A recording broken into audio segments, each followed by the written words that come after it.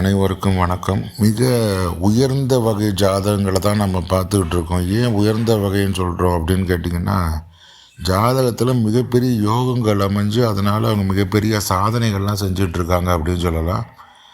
அப்படிப்பட்ட தொழில்நுட்ப வல்லுநரான பில்கேட்ஸ் ஜாதகத்தை நம்ம பார்க்க போகிறோம்.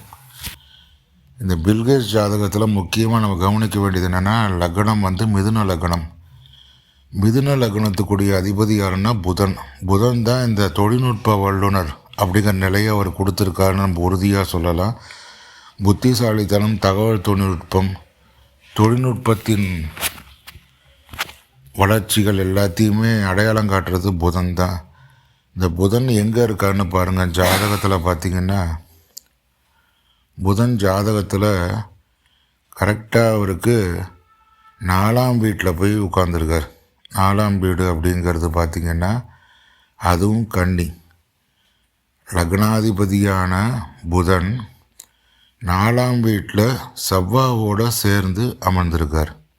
அதாவது கன்னி வீட்டில் உட்காந்துருக்கார். கன்னி வீட்டில் புதன் ஆட்சி உச்சம் அப்படின்னு கூட சொல்லலாம். அப்பேற்பட்ட நிலையில் தான் அந்த வீட்டில் உட்காந்து மூலத்திரிகோண வீடு.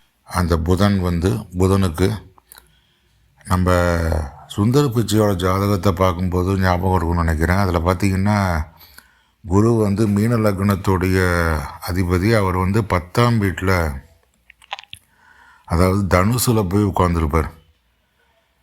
அதனால தான் அவர் அவ்வளோ பெரிய சிறப்பான நிலையை அடைஞ்சார். கூகுள் சிஇஓவாக இருக்கார் அப்படின்னு சொல்லி பார்த்தோம். இங்கே பாருங்கள், லக்னாதிபதியான புதன் 4ஆம் வீட்டில் தன்னுடைய கன்னிராசியிலேயே ஆட்சி உச்சம் பெற்று மூலத்திரிகோணமான வீடான புதனுடைய வீட்டிலேயே புதன் உட்கார்ந்துருக்கிறது எவ்வளோ சிறப்பு அப்படின்னு பார்க்கலாம். அவர் தொழில்நுட்ப வல்லுனர் அப்படிங்கிறத ஜாதகமே காட்டுது பாருங்கள். ஒருத்தர் யார் என்ன எப்படிங்கிறத அவருடைய ஜாதகமே காட்டும்.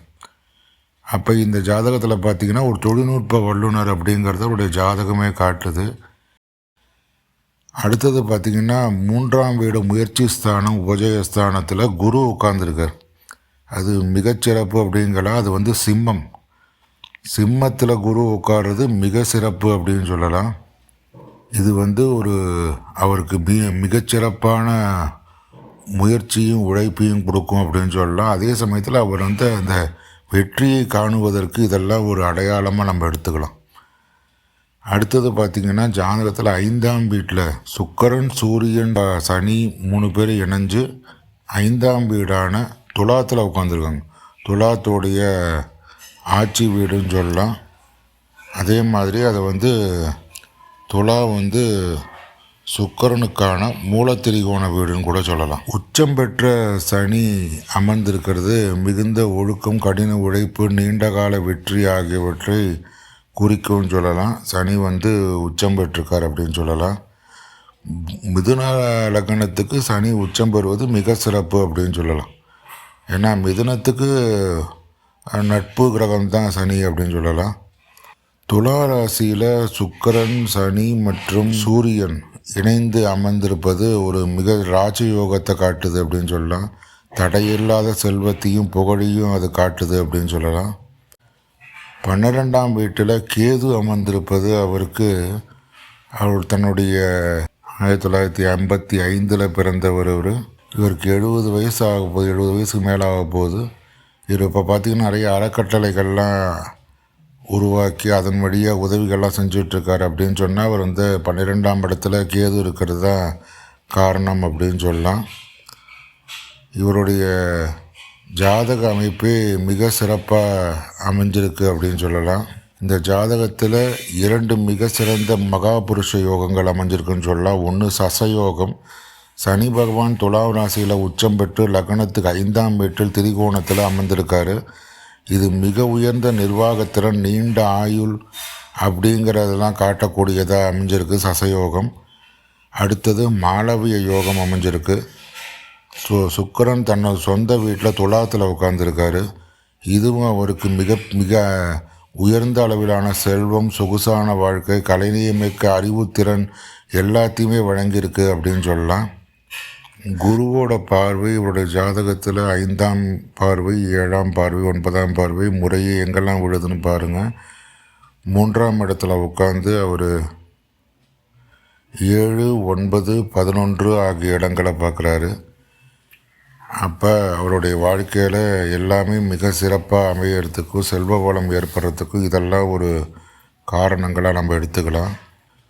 இந்த ஜாதகத்தில் நீச்சபங்க ராஜயோகமும் அமைஞ்சிருக்கு அப்படின்னு சொல்லலாம். எப்படின்னு பார்க்கும்பொழுது சூரியன் துலாத்தில் உட்காந்துருக்காரு.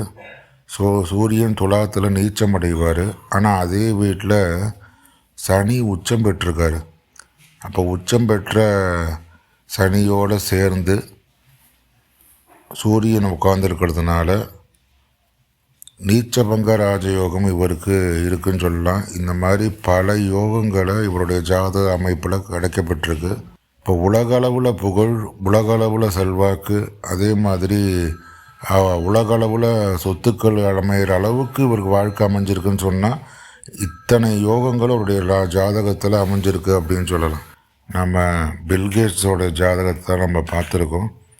இதெல்லாம் எதுக்கானியதாக எடுத்துக்காட்டு அப்படின்னு பார்க்கும்பொழுது இவ்வளோ சிறப்புக்களை கொண்ட ஜாதகங்கள்லாம் இந்த உலகத்தில் இருக்குது. அதனால தான் அவங்க அவ்வளோ பெரிய நிலையில் இருக்காங்கன்னு சொல்கிறதுக்காக தான் இந்த மாதிரி எடுத்துக்காட்டுகள்லாம் பார்க்குறோம். தொடர்ச்சியாக பார்ப்போம். அன்னை அபிராமி அஸ்ட்ராலஜி சேனலை சப்ஸ்கிரைப் பண்ணி ஆதரவு கொடுங்க. நன்றி, வணக்கம்.